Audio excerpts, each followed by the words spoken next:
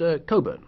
Mr. President, the external investment plan was set up with the aim to tackle the root cause of migration by helping to achieve development goals in third countries through loans and grants financing projects to create jobs. This is another version of the idiotic Juncker plan, which is economically daft. It's a plan to pump prime businesses with government money. When will the EU learn that this does not work?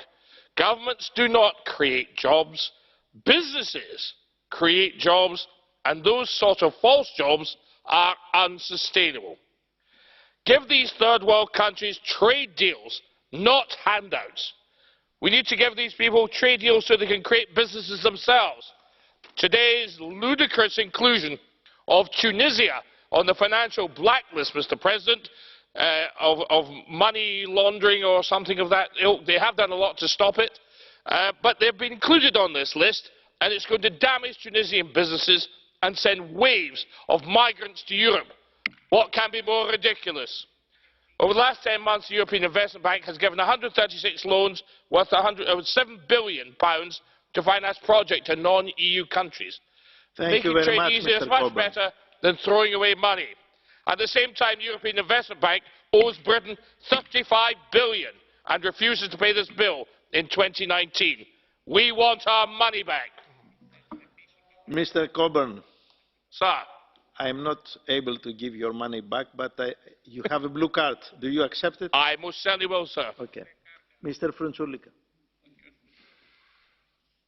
Mr. Coburn, you are very loud always, and you are coming from a very civilized country, and I was supposing that you are a very civilized person, especially in this very important institution of the European Union.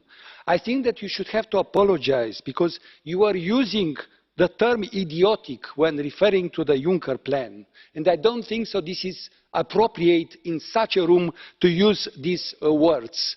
And because you are leaving the European Union, you shouldn't have to use these words, because your future, Mr. Coburn, of the United Kingdom is linked always with the European Union. Unfortunately, probably you will come one day, to say that it was a big mistake for you and for your colleagues to sustain the Brexit.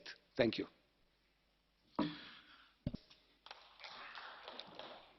It wasn't a question, it wasn't something else, a comment, but you could answer, yeah. I think I can manage. I'm big enough and ugly enough to manage it, I think. Don't you see the problem that handing money to people to create fake businesses is simply a waste of the taxpayers' money? What you should be doing is helping to encourage trade. And you should know this, sir, because you lived in an East European country which is dominated by socialism and communism for the best part of 50 years. And that experiment was a catastrophe in Russia and a bigger catastrophe in Eastern Europe. It led to authoritarianism, dictatorship, and robbing people of their savings. How can you come here and promote the same nonsense, sir?